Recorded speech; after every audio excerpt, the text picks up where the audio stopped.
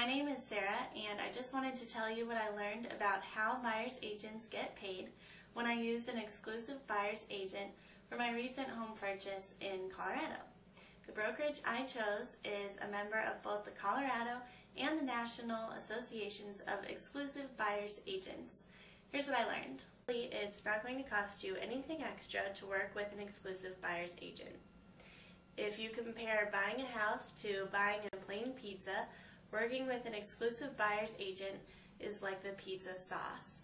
It's included in the price. It doesn't cost you anything extra. Also, you don't get a no sauce discount if you want to eat your pizza without sauce. Similarly, if you don't use an exclusive buyer's agent, you will not get a no buyer's agent discount.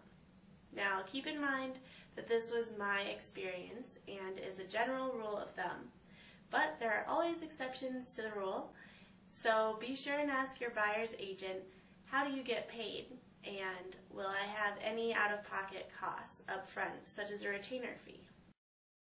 The disadvantage of this approach, of course, is that you don't have the advantage of a professional who is able to professionally evaluate that home compared with every other home on the market, and you are out of your upfront payment if the deal does not go through.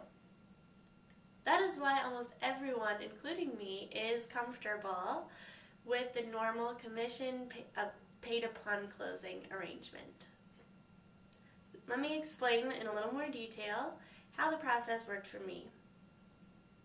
And please realize I am not an attorney, so any reference to contracts is my own understanding of the process.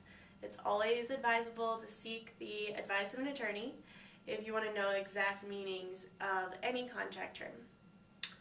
But what I found out is that the way your buyer agent will be paid is included in your written contract with your selected buyer's agent.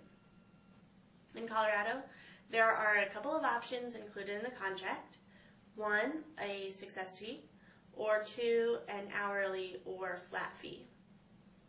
The most common way is a success fee, also known as commission. If this method is used, the buyer's agent will only be paid if you successfully buy a house. If you don't buy a house, the buyer's agent does not get paid. Hourly or flat fees are pretty self-explanatory. There would be a set amount determined in the contract that you would pay your buyer's agent per hour or for a particular task to be completed. This is pretty rare. The next question you might have is, how much is the success fee? And in Colorado, in our buyer's agent agreement, there are 2 options. Again, a flat fee, a flat % of the price, or an adjusted amount. The most common is a percent. In Colorado, I found this to be typically 2.8% of the purchase price of the home. And you might wonder, who pays the buyer's agent success fee? As described before, this fee is covered in the seller's listing agreement. Both buyer and seller agent fees are included in the value of the property. Typically, about 80 to 90% of homes that are for sale in any given community are under a listing agreement, so they already have the agent fees built into the price.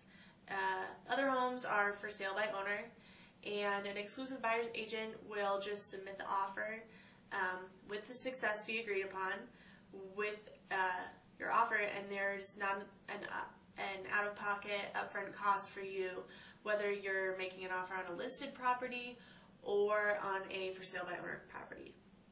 Here's the catch. If the buyer does not have their own agent and the buyer goes directly to the listing agent, the listing agent's company is in a position to make money on both the buyer and the seller side. In Colorado, the company can simply designate one person to represent the seller and someone else to represent the buyer. So that company gets that 2.8% twice. You lose the advantage of having an agent who will look out 100% for your interests and be 100% objective about which company has the ideal listing for you. Sometimes the listing company will shave a point or two off the agent commission since they are keeping both sides, but that is a potentially very small concession for what you're giving up. The bottom line is you'd still be paying the same price, you're just going to pay someone that wasn't working exclusively for you. You lose someone who is objective about the whole marketplace and who specializes in just getting the very best price and terms for you. This is the biggest difference between an exclusive buyer's agent and a traditional real estate agent. And it's also one of the biggest reasons that I worked with a buyer's agent instead of a traditional real estate agent. Thank you, and I hope that helps. Best of luck.